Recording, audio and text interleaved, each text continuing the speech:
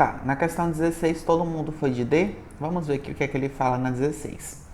Ele fala o seguinte: em uma viagem, uma família pretende chegar ao ponto C. Qual o gráfico que expressa a menor distância, né? Então, a menor distância entre dois pontos, pessoal, vocês já devem ter visto aí também em física, em algum outro momento, vai ser sempre uma linha reta. Ou seja, a gente não pode ter, né, obstáculos aqui sendo contornados. O que acontece tanto na A, tanto na D, tanto na C e tanto na B, tá? Então a alternativa correta é, de fato, a alternativa D de dado, ok? Vamos para mais uma? Vamos lá, vamos resolver bastante questões aqui. Vamos resolver a 14. Vou fazer a leitura aqui da 14 e vocês me dizem o que é que vocês marcaram, tá bom? Dados João e Maria, que comem sempre feijão, Carla, que nunca come feijão, e Michel, que come feijão 2 vezes por semana, determine em qual casa nunca faltará feijão após a compra. E aí, o que vocês marcaram nessa 14?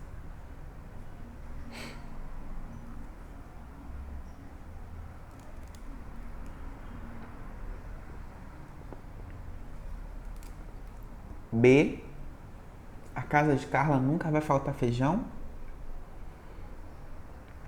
Pessoal aí do chat, os outros alunos, marcaram o que aí na 14?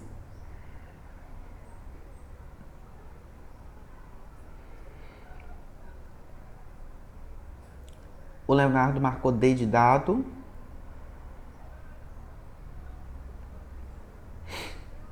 Marcou João com dúvida. Tá, vamos lá. Ele fala, dados João e Maria, que comem sempre feijão, Carla, que nunca come feijão, e Michel, que come feijão 2 vezes por semana, determine em qual casa nunca faltará feijão após a compra.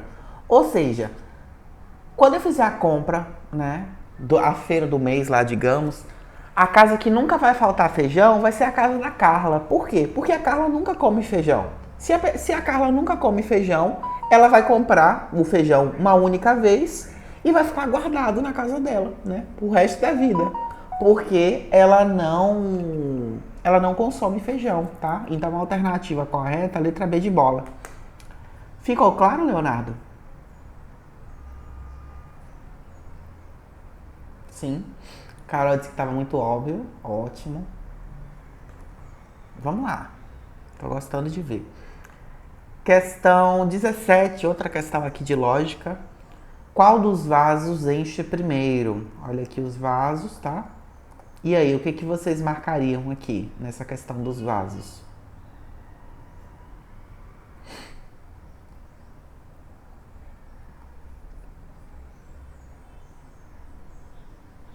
Me buguei nela. A Luana disse que é o vaso G.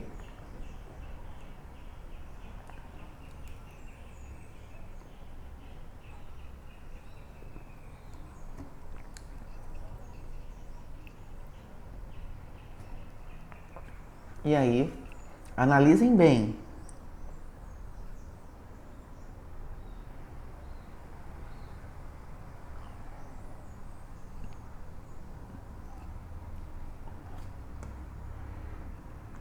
E aí, todo mundo foi de G? Tá, vamos lá. Ele quer saber qual dos vasos vai encher primeiro, né? Claramente, ele vai começar a colocar água aqui no A. Quando o A atingir essa altura, vai passar para o B. Quando atingir essa altura, vai passar para o C. Só que aí vocês podem pensar, né? Quando atingir essa altura, ele vai passar para o D. Mas isso é falso. Observem aqui, ó, que no vaso C, eu tenho pegadinha. No vaso C, ó, essa passagem do cano tá fechada. Então ele não vai passar para o vaso D, porque tá fechado. Então ele vai ter que subir até aqui, vai passar para o vaso J, tá? Depois que ele passar para o vaso J, ele vai ter que subir até aqui para poder passar para o vaso L. Passando do vaso L, ele agora vai vir para cá e vai passar para o vaso F, tá? Ele vai fazer todo esse percurso aqui, ó. Ah, professor, ele não poderia vir para o H? Não, porque o H também está fechado aqui, ó. Observem. Então, a alternativa correta vai ser o vaso F. A alternativa correta é a letra C de casa, tá bom?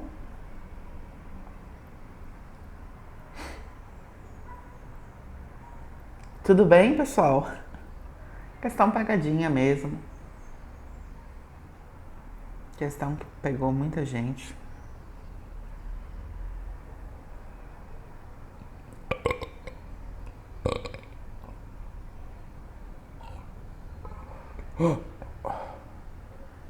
A Thaís falou, o M daria para encher?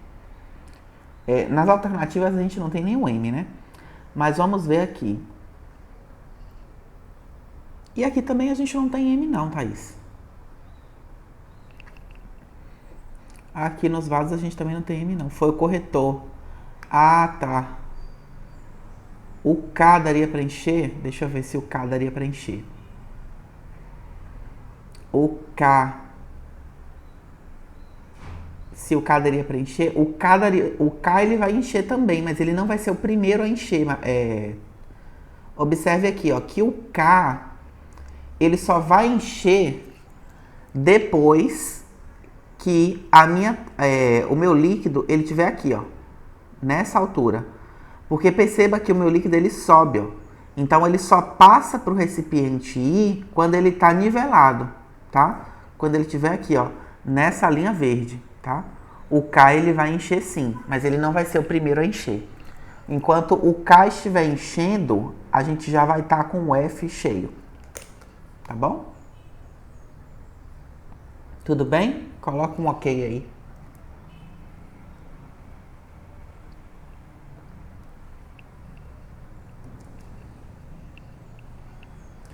Tá bom. Vamos lá, né? Vamos fazer mais uma questão? Vamos fazer essa questão aqui, ó, de lógica também. E aí a gente entra um pouquinho em questões de conjuntos, tá? Questão de número 15. Em um baralho, existem 54 cartas. Após a junção com outro baralho igual, é retirada 2 cartas de cada baralho. Determine o produto do máximo e do mínimo de quantas pessoas as cartas podem ser distribuídas.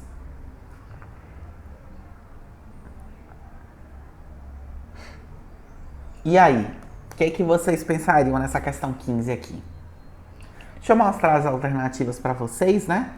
Ali a gente tinha, na letra A, a gente tinha 2, na letra B, 4, C, 8, D, 12 e E, 16, tá? O que vocês fariam aí nessa questão de número 15? Eu li umas 10 vezes e não consegui fazer. Isabela disse, não sei essa. Ah, eu pensei que você, Esther, tinha conseguido fazer toda, a lista toda. Ah, mas você falou, não foi que ficou com dúvida em algumas. Também, Isa. Gente, quando vocês tiverem dúvidas assim, pode mandar para mim durante a semana, tá? Pode mandar para mim, não guarda todas as dúvidas para poder tirar na aula, não, senão não dá tempo, tá? Mas vamos lá, eu vou tentar corrigir o máximo de questões que eu conseguir, porque as listas que eu geralmente vou passar para vocês são listas bem grandes, tá? De 70, 100 questões. Aí não dá para poder a gente comentar, né, alternativa por alternativa em sala. Por isso que eu libero meu WhatsApp para vocês, porque no WhatsApp eu consigo resolver todas as questões, né, que vocês tiverem dúvidas. Podem mandar 20, 30 questões, né? A Karen sabe. A Karen tem me mandado bastante questões, o Leonardo, né? Leonardo mesmo manda muitas questões, às vezes 20, 30, 40 questões. Vamos lá. Que ele fala? Ele fala que um baralho de 54 cartas, após a junção com outro baralho igual, é retirado 2 cartas de cada baralho. Então eu vou ter um baralho de 54 cartas, mais outro baralho de 54 cartas, não é isso? Então vai ser 54 mais 54. 54 mais 54 dá quanto, pessoal? Tem alguém com o microfone aí que possa me ajudar, interagir comigo? Dá 108. Beleza, obrigado. Quem foi que falou comigo? Foi a Esther? Foi. Ótimo, Esther. Vamos me ajudando aí. Então, 54 mais 54, 108, não é isso? Aí ele fala, após a junção com outro baralho igual, é retirado 2 cartas de cada baralho. Então eu vou tirar quanto desse 108 aqui? Tira 4, vai ficar 104, né? Isso, 104. Olha só, vocês já não caíram na pegadinha, porque ele fala que ele vai tirar 2 cartas, mas é 2 cartas de cada baralho. Então, na verdade, são 4 cartas. Determine o produto do máximo e do mínimo de quantas pessoas as cartas podem ser distribuídas. Legal, hein? Produto é que operação matemática mesmo? Vocês já viram isso lá com o professor Rodrigo, com o professor Ricardo no sábado?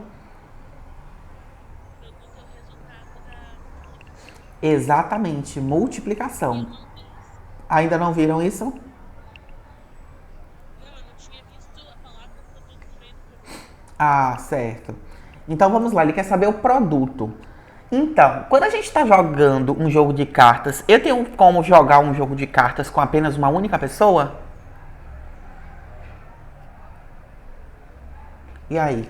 Alguém já viu alguém jogando baralho sozinho? Não, não? Não, né? O mínimo que a gente pode utilizar em um jogo, né, é um jogo de 2 pessoas, né?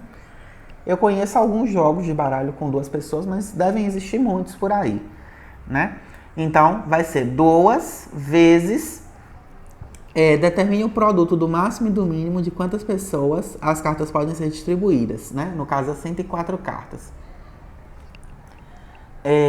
E agora, a quantidade máxima de pessoas de um jogo de baralho. E aí?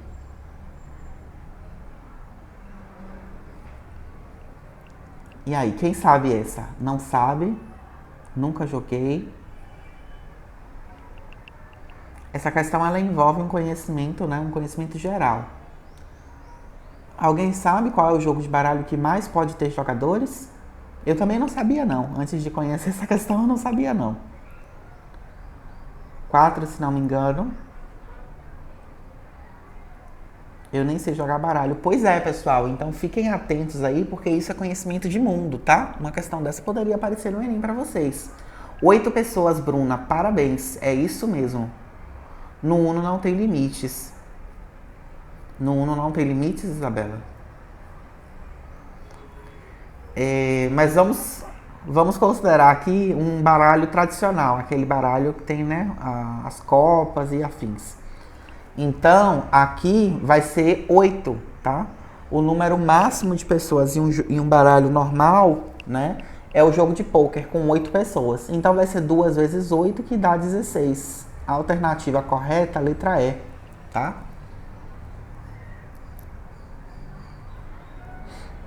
Tudo bem, pessoal? Ficou tranquilo? Deu para vocês entenderem?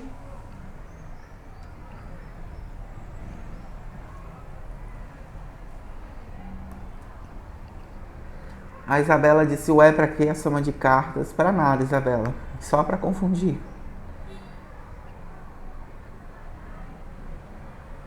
Isabela colocou ali, entendi. Tudo certo, pessoal? Ficou tranquilo? Deu para poder entender a questão? É uma questão pegadinha, tá? Uma questão que eu consideraria difícil. Primeira vez que eu vi essa questão, eu fiquei assim... sem saber, porque eu não sabia que era o jogo de pôquer, tá? Mas é uma questão de conhecimento de mundo. Entenderam? Quem foi que estava falando comigo aqui no microfone? Ficou claro? Eu esqueci aqui quem foi. Ficou, Esther? Pronto. Beleza. Esther, você vai me mandar as dúvidas também, né? No WhatsApp. Eu até marquei que eu tinha que te mandar as dúvidas, eu só tive uma semana um pouco corrida. Ah, Não consegui correr. tudo bem. Tudo bem. A gente fez essa questão 18 em sala na semana passada. Eu lembro que eu corrigi algumas questões com vocês. Vou mandar, Isabela. Deixa eu colocar aqui de novo, ó. Não precisa nem dar bom dia, nem boa noite, não, viu? Já pode chegar, mandar print da questão, que eu já sei o que é e já resolvo. Tá bom?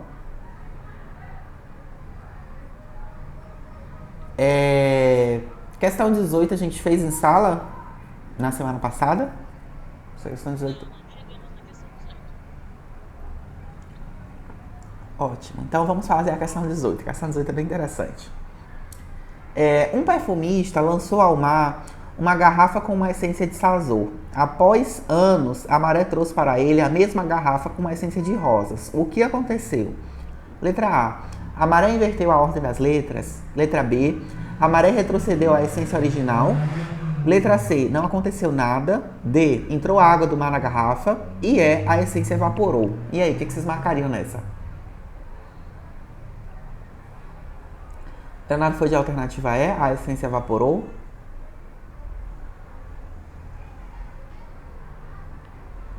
A Karen foi de A. A Maré inverteu a ordem das letras.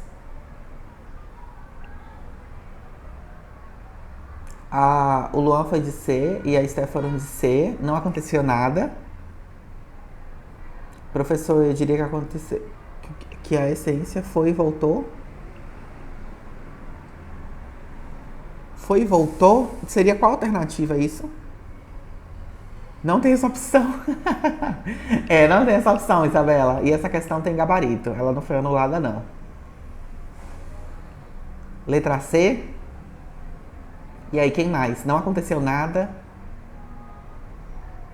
Quem mais? Deixa eu ver quem mais tá aqui, ó. Carol, Deadpool 11. Deadpool 11. E aí, Thaís Vitória, Leonardo, Luan, Karen, Isabela, Carol, Vitória A. Gente, vamos lá. Vamos fazer a questão. Isso aqui é muito importante para poder vocês interpretarem as questões com mais segurança, tá? O professor Ricardo até estava comentando comigo que ele ia debater bastante isso com vocês, né? Às vezes, né, nas questões do Enem, o texto ele te dá muita informação que você não utiliza na questão, tá? E muitas vezes a questão da própria, do próprio enunciado de matemática tá, né, subentendido nas entrelinhas, tá bom? Vamos ver aqui, ó. Um perfumista lançou ao mar uma garrafa com a essência de sazô. Após muitos anos, a Maré trouxe para ele a mesma garrafa com a essência de rosas. O que aconteceu? Vamos lá. Analisando da E até a A primeiro, tá? A essência evaporou. A essência pode ter evaporado? Pode. Mas em algum momento da questão, ela me deu segurança para poder afirmar que ela evaporou? Não, né? Ela não me deu em momento nenhum segurança para falar que evaporou, tá? Eu tô tirando isso da minha cabeça, não tenho fonte, né? Não tenho prova nenhuma disso. D. Entrou água do mar na garrafa. Pode ter entrado? Pode, né? Mas a questão me deu alguma certeza disso? Não, ele não me falou que tá menos destopado, então que a garrafa tá frouxa, nada disso, tá? Letra C, não aconteceu nada? Isso é falso, né? Porque claramente, se eu tenho uma garrafa que vai com uma essência e volta com outra, alguma coisa aconteceu, né? Então não pode ser a letra C. A letra B, a Maré retrocedeu à essência original. O que é a essência original? O que é a essência de sazô? Nem eu sei, né? O que é? O que seria essa essência original? A questão não me deu, né, parâmetro nenhum para poder inferir isso, tá? E a letra A Maré inverteu a ordem das letras. Essa daqui é a verdadeira. Por quê? Observem aqui que a palavra sazô é o mesmo que escrever rosas ao contrário, tá? Então a Maré inverteu a ordem das letras. Ficou claro, pessoal? Questão de vestibular, Isabela, tá? Vestibular e concurso público. Questão de lógica. Ficou claro, pessoal?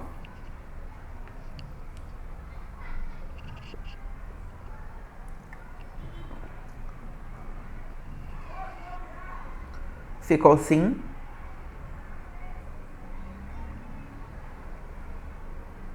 E aí, pessoal, tudo bem? Vamos resolver questões de intervalos agora? Quem dera que o Enem fosse assim, sem aqueles textos enormes. Pois é, mas tem que ficar atento, né? Se numa questão com textos pequenos vocês já estão sentindo dificuldade, é bom praticar bastante, né? Bom, vamos lá. Vou dar para vocês aqui... Opa! Vou dar para vocês aqui a questão 19. Dado o intervalo fechado em 3, fechado em 4 e fechado em 4, fechado em 5, o elemento inteiro da intersecção é definido por. E aí, o que vocês marcariam nessa 19? Questão rapidinha, né? Simples e direta. Vamos ver se vocês caem na pegadinha.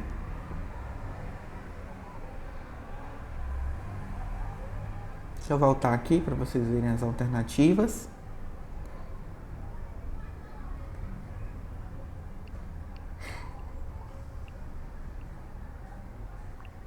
D.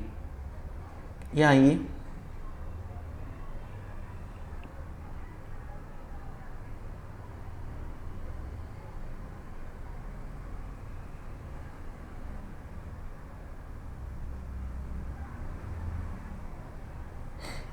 Todo mundo foi de D? Ninguém foi de E? E aí? Ninguém foi de E? Por que, gente, ninguém foi de E?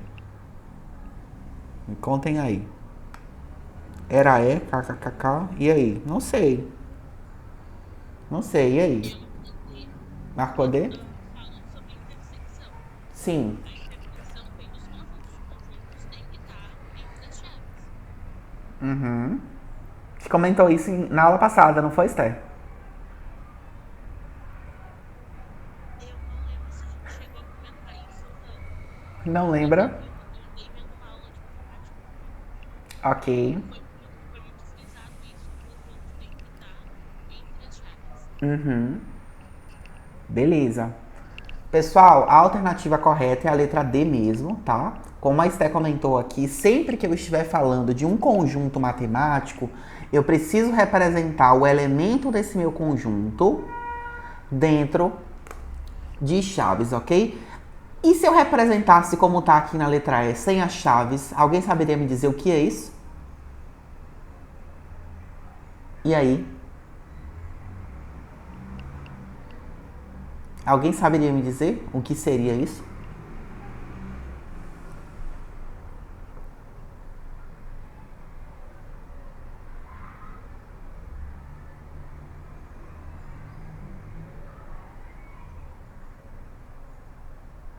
Um número. Luan colocou aqui um número. Alguém dá mais?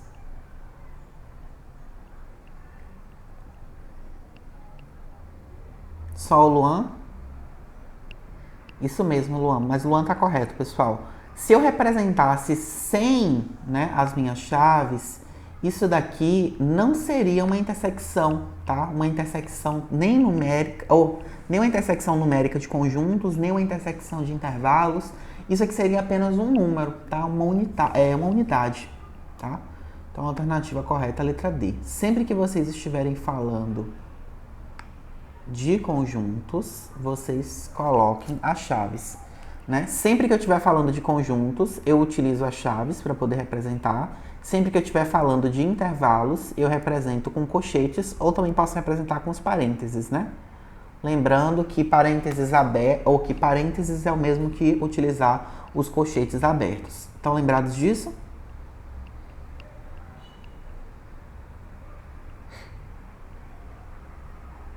Estão lembrados disso? Ok.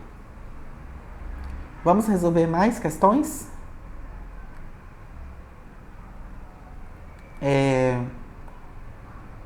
Vamos fazer essa 21. Dado o intervalo aberto em 0, fechado em 10, fechado em 10, fechado em 11, o elemento intersecção é. E aí, o que vocês marcariam nessa?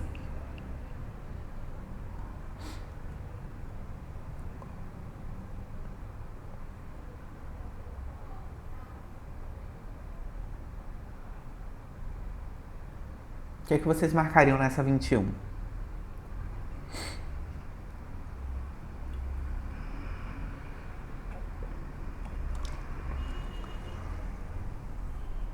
D. Estão arrasando. Claro que é a D. Vocês estão arrasando, hein? D também, tá? D, porque é a única coisa que eu tenho em comum, né? E sempre utilizar dentro das chaves, tá bom? Estão achando muito fácil? Vamos então aumentar o nível? Professor, faz a 20. Faça a 20, sim. Faça a 20, sim. A pedido... Opa. A pedido da Isabela. Vamos lá. Durante o dia, uma mulher tem a seguinte rotina. Das 8 às 9 ela trabalha, das 10 às 10 e meia ela joga, né? Deve jogar um LOLzinho. Das 15 às 16 ela estuda. Das 20 até as 20h30 ela joga novamente, né? Jogadora assídua. E depois, das 21 até as 21h30, ela desenha. E aí ela fala o seguinte, né? O intervalo de tempo mais curto dessa mulher em sua rotina é... Então, qual seria o intervalo de tempo mais curto na rotina dessa mulher aqui? Essa 20 me deu até dor de cabeça lendo ela.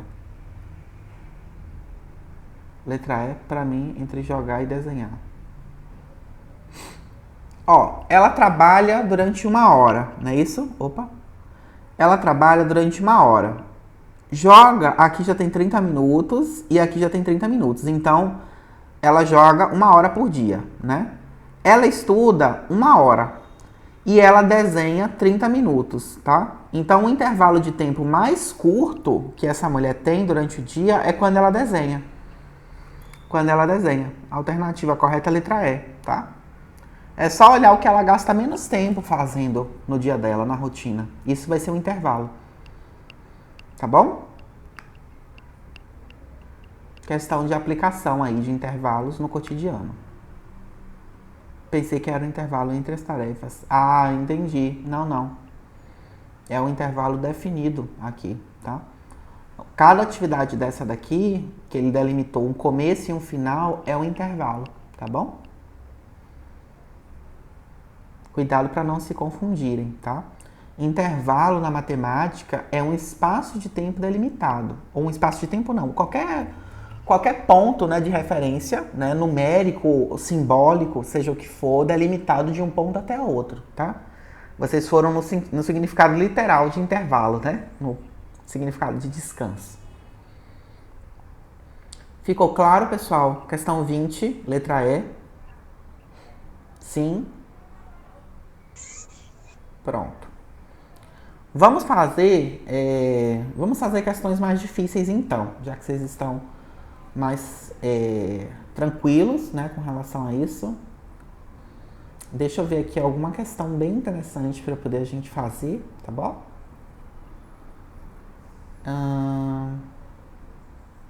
Deixa eu ver aqui. Outra questão para vocês pensarem bastante. Vamos fazer essa daqui? Vamos fazer todas essas aqui, que eu acho interessante. Vamos ver se dá tempo, né? Vamos começar fazendo a 33, tá? Tem umas outras aqui também bem interessantes, tá? Eu quero voltar aqui para essa folha para a gente fazer mais questões de intervalos aqui. Mas vamos ver essa 33 aqui. Chama-se de sistema de coordenadas no plano cartesiano ou espaço cartesiano um esquema reticulado necessário para especificar pontos num determinado espaço, com dimensões. Dentro do ciclo trigonométrico, o ângulo 3π/2 está localizado no mesmo quadrante que o intervalo. Questão um pouquinho mais difícil, né? Porque envolve conhecimento de trigonometria, que a gente ainda não estudou. Mas quem já viu trigonometria aí, eu acho que consegue pensar em uma solução para essa questão. O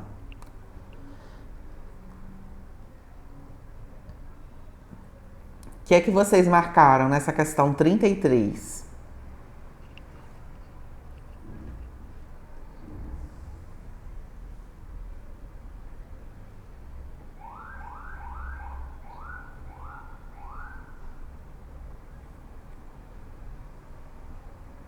Ainda não cheguei nas questões difíceis. Então vamos chegar juntos, tá, Isabela? E aí? Questão 33. O que é que vocês marcariam nessa?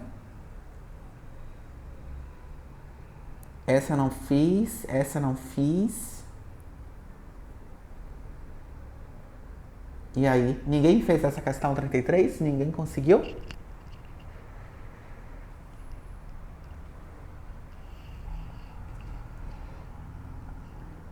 Não? Tá, vamos resolver essa questão juntos então. Primeiramente, pessoal, eu quero que vocês anotem isso aí, tá? A gente ainda vai estudar trigonometria, mas esse daqui é um ângulo que aparece muito, tá? O ângulo 3π sobre 2. O ângulo 3π sobre 2 em radianos é o mesmo que o ângulo de 270 em graus, tá? A gente ainda vai estudar transformações tanto de arcos, transformações de graus, grados e radianos, tá? No nosso curso lá na frente em trigonometria. Mas o ângulo de 3π sobre 2, vocês já precisam ter na cabeça aí, tá? A partir de hoje, que é o ângulo que sempre aparece, ângulo de 3π sobre 2. E ele é o ângulo de 270, tá? No ciclo trigonométrico, a gente vai ter essa circunferência. Aqui a gente vai ter o ângulo de 90. Aqui o ângulo de 180. E aqui embaixo o ângulo de 270. Então, o ângulo de 270 vai estar nessa região em azul aqui, ó. Tá? Nessa região que eu estou pintando. Então, o ponto que está nessa região em azul, vamos até aproximar aqui para poder vocês conseguirem observar, tá? O ponto que está nessa região em azul é o ponto menos 3 e menos 3, tá? É o ponto menos 3 e menos 3. Então, é o ponto fechado em menos 3 e fechado em menos 3. A alternativa correta, letra C de casa, tá? É uma questão um pouquinho mais difícil, mas não é impossível, tá bom? Ah, lembrei. Ficou claro, pessoal? Deu para poder entender o porquê da questão 33CC? Sim. Acharam difícil? Não, acho que era essa parte de conteúdo. Ok. Pessoal, deixa eu até mostrar para vocês aqui. Transformação radianos em graus. Deixa eu só mostrar para vocês que existe uma regrinha de 3 que a gente pode fazer. A gente ainda vai estudar isso lá na frente, mas como vocês são alunos nota 10, vocês já podem, né, ficar cientes da existência dessa relação. Quando eu quero transformar, por exemplo, ó, o número, né, qualquer número em radianos, eu sempre faço que 360 vale 2π, né, esse 360 está para 2π, assim como o ângulo que eu quero descobrir está para x. E aí eu faço o produto dos meios pelos extremos, ó, vai ficar 360 vezes x igual a 2π vezes 110. E aí eu resolvo. Aí eu encontrei aqui, ó, que o ângulo 110 em radianos vale 11π sobre 18, tá? A gente vai ver isso lá na frente, vai fazer bastante exercício, mas é só para poder justificar para vocês por que o ângulo de 2π sobre 3 vale 270, tá? Já estudaram essa transformação no ensino médio? Ou então no ensino fundamental? Já viram isso? Sim, Ok, sim. A Isabela disse que não se lembra. Tudo bem, Isabela. Mas agora já tá vendo, né, Isabela? Não vai errar mais. Eu não vi, Esther disse que não viu. Beleza, tá vendo agora. Deu para poder entender, Estela e Isabela, que nunca tinham visto? O magistério não se aprofunda em nenhum conteúdo assim. Beleza, eu imagino. Bom, pessoal, então, vamos resolver outra questão, então. Agora vamos resolver a questão de número 34. Deixa eu só apagar isso aqui.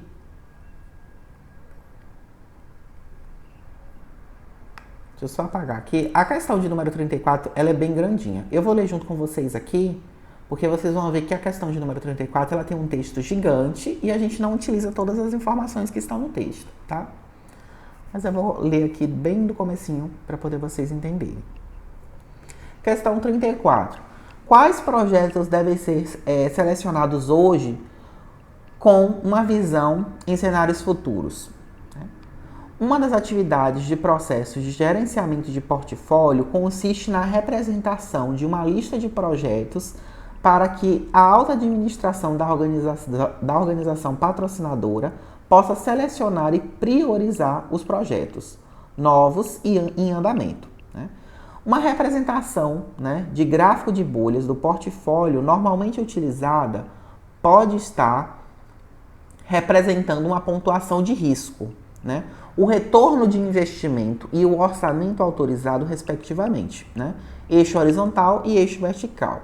E o tamanho da bolha, neste caso, a densidade, e onde a falta de bolhas mostra uma maior massa e um maior volume.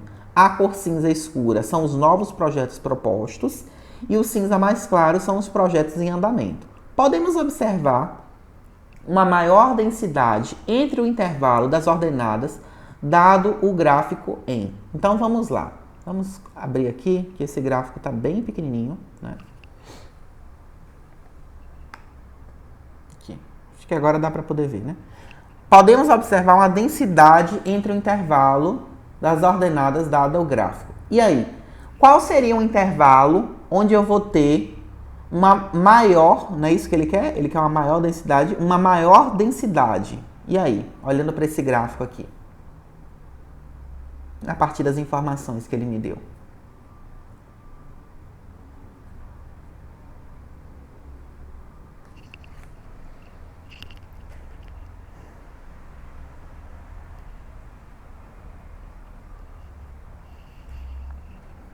Ele me disse que a densidade está presente na falta de bolhas, né? Na ausência das bolhas, né? Então, logo, eu consigo dizer, consigo inferir que nessa região em azul aqui que eu estou circulando, a gente não vai ter uma maior densidade, a gente vai ter uma menor densidade. Porque ele me fala que a ausência de bolhas representa a densidade, né? Então, onde seria esse intervalo que apresenta maior densidade?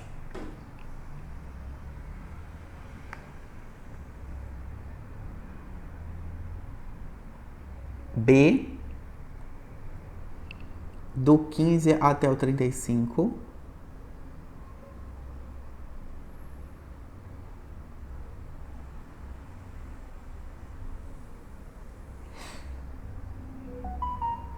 A, e aí, quem mais?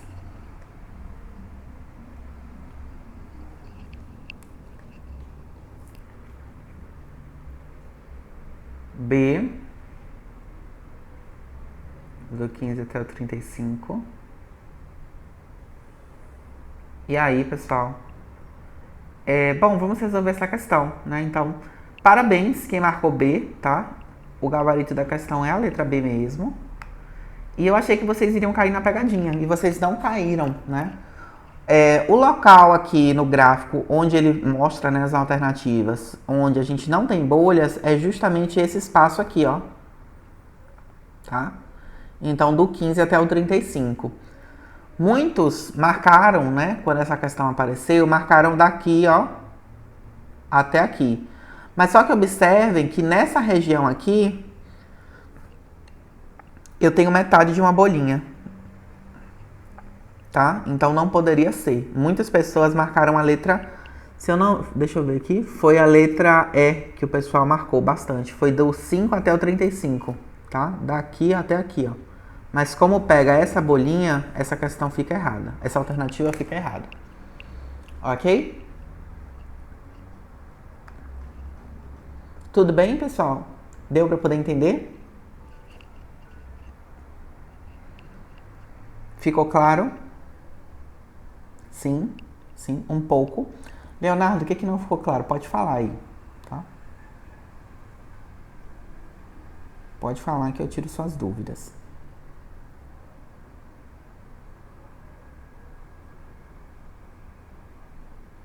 Pode digitar aí também.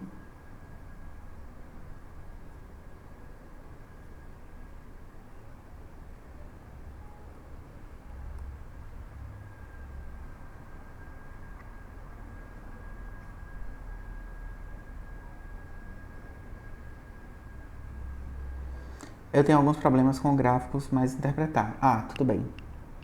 Tudo bem, então não é uma dúvida, né? É muito mais uma questão estrutural. É resolver bastante questões, resolver principalmente as listas, eu coloco bastante questões com gráficos. Vamos resolver a 35? Vamos ver aqui se vocês se recordam como é que resolve esse tipo de questão.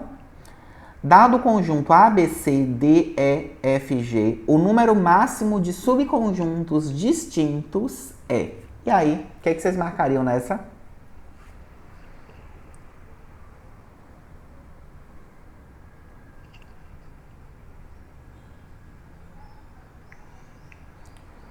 Enquanto vocês estão pensando aí, Deixa eu só resolver aqui uma coisa que me mandaram mensagem, tá? Um minutinho aí.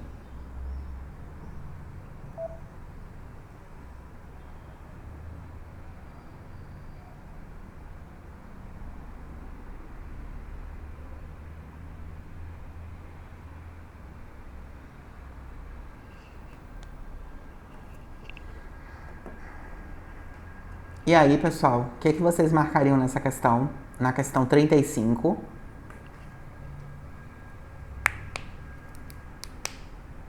Eu não vi a tua aula de conjunto. A Foi? aula que eu vi, Hum. o professor mandava fazer o número de elementos vezes ele mesmo, que daria o número de subconjuntos possíveis. Só que assim, eu fiz isso e a opção não deu aqui. E tem 7.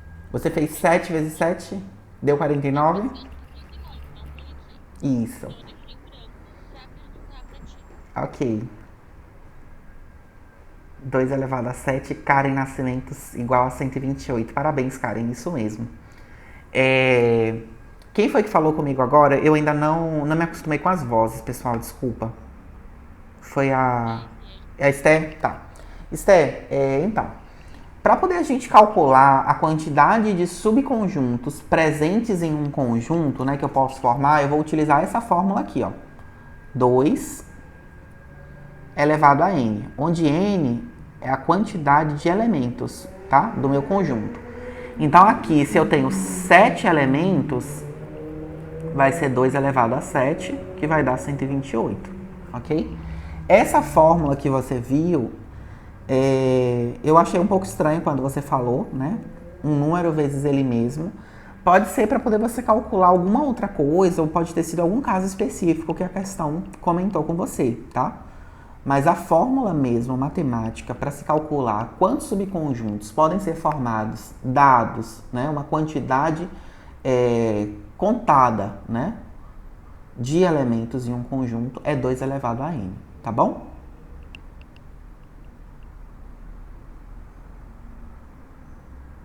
Tudo bem?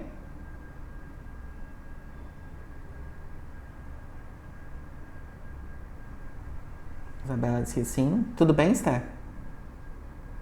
Esther disse que já anotou aqui. Então, a alternativa correta, 128, tá? Alternativa correta, letra B de bola. Vamos resolver mais questões, né? Deixa eu ver aqui mais questões pra gente fazer.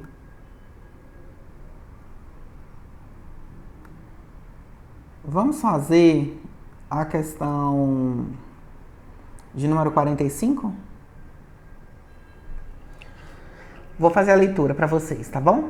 Encontrado em parques de diversões que se constitui de uma múltipla rede de trilhos armados em aclives e declives sucessivos e atrás dos quais circula, com relativa velocidade, uma espécie de trem composto de pequenos comprimentos abertos com barras de ferros e bancos nos quais as pessoas se sentam. Determine o semi-espaço do conjunto X, onde os loops T da montanha-russa, elementos desse conjunto, estão contidos. Considere T sendo elemento de X. Tá? E aí, o que vocês marcariam nessa? Letra A, o percurso dos trilhos da montanha-russa. Letra B, o percurso de subida lift da montanha-russa. Letra C, a montanha-russa no percurso dos trilhos. Letra D, a estação. Letra E, os pontos onde os trilhos estão constantes. E aí?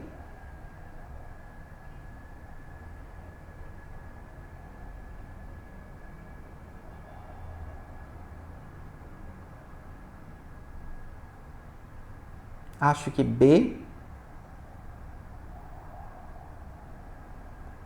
Ele pede, pessoal, para poder a gente fazer o seguinte: determine o semi-espaço do conjunto X, onde os loops T da montanha-russa, elementos desse conjunto, estão contidos.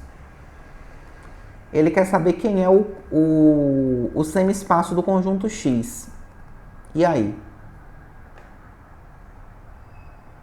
Foi de B? Quem mais? Quem dá outra alternativa? Todo mundo ia de B?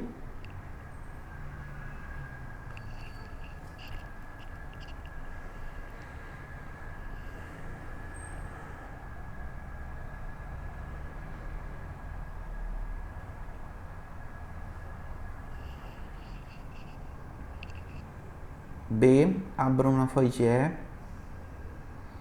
Gente, ele tá me falando que tem uma montanha-russa, né? E que nessa montanha-russa, né, existe um semi-espaço, né? Um semi-espaço é uma região delimitada, né, geometricamente. Dado o conjunto X, onde os loops T da montanha-russa, né, estão contidos, né? Então, os loops da montanha-russa estão contidos no trajeto da minha montanha-russa, tá? Então, o conjunto de tudo da minha montanha-russa, onde está o carrinho, a estação, os trilhos, tudo isso vai ser o percurso, né, da montanha-russa. O trajeto que ela faz, tá? Desde o momento que ela sai da estação até o momento que ela retorna. A alternativa correta dessa questão é a letra A, ok? E aí, pessoal, tudo bem?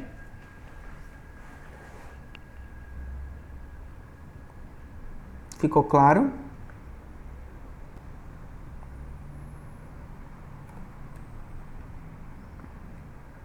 Entendeu? E aí, alguém mais? Dúvidas?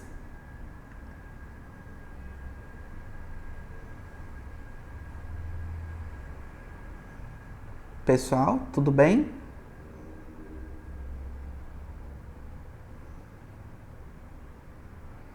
A Bruna colocou que não entendeu muito bem. Bruna, ele te pergunta na questão qual seria o meu semi-espaço, né, a minha região, né, para ser mais específico, onde os loops da minha montanha-russa estão inseridos, tá? Os loops da montanha-russa são essas partes aqui que ela fica de cabeça para baixo, tá? Essas partes que a montanha-russa fica de cabeça para baixo faz parte do trilho da montanha-russa, tá? Logo, seria o percurso dos trilhos da montanha-russa. Seria essa a resposta, tá bom? Entendeu? Esté, tudo bem? Deu para poder entender, Esté, essa questão?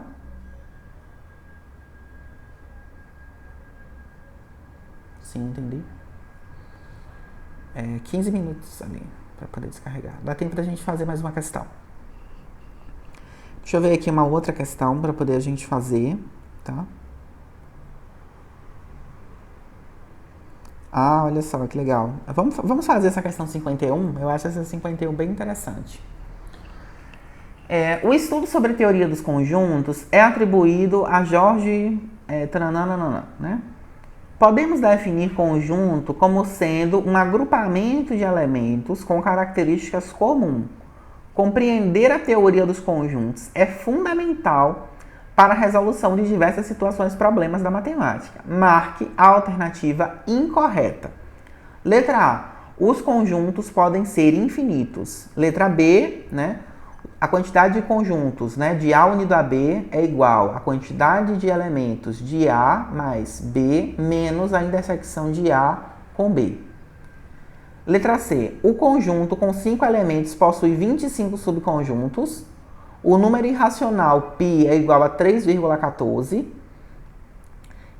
E não é viável calcular a potência de um conjunto. E aí? Verdadeiro, falso, qual das alternativas? O que é que vocês marcariam?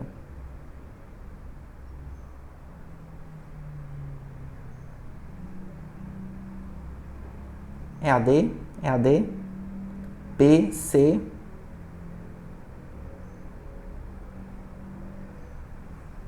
Ele quer a falsa, viu, gente? É a falsa. A incorreta.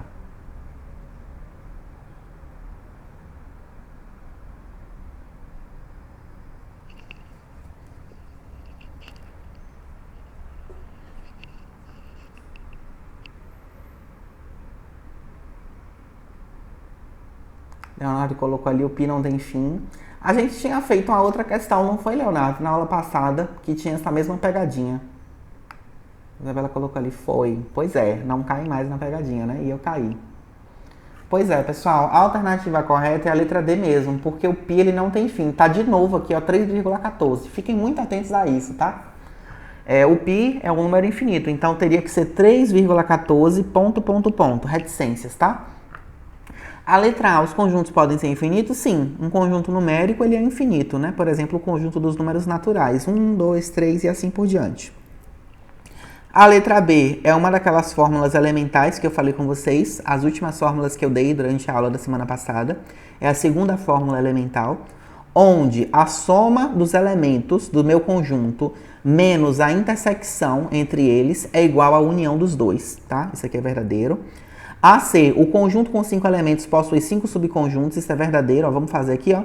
2 elevado a 5, a fórmula, né, é igual, 2 elevado a 5, e aí, dá quanto 2 elevado a 5? Façam aí, vamos tirar as provas reais. 2 elevado a 5, pessoal, e aí? 32.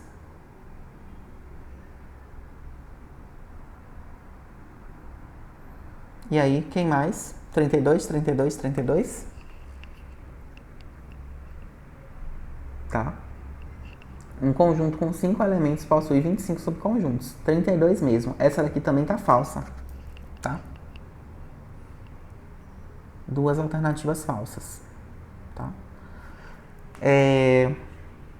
A D, o número irracional π igual a 3,14. A gente acabou de ver que tá falso também, né?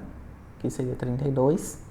E não é viável calcular a potência de um conjunto. Isso aqui é verdadeiro, tá? Não é viável calcular a potência de um conjunto. Não tem como isso ser calculado, tá bom? Exato, finalmente. Gente, eu não lembrava disso aqui, tá? Não lembrava dessa questão com duas alternativas. Não sei se foi um erro de formatação quando eu copiei e colei a questão aqui, ou se de fato ela foi anulada. Não lembrava mesmo disso. Mas foi bom que a gente corrigiu, né? Eu tô entendendo essa aula em Libras. Como assim? Acho que é a primeira vez que assisto a aula dele. A Thaís Vitória. Thaís, tá muito difícil de acompanhar o conteúdo? É isso?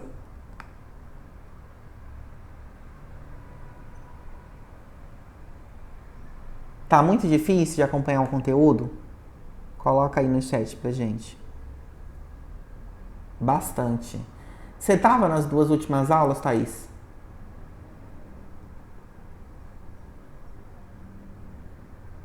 Não? Ah, então foi por isso, Thaís. Não, eu acho.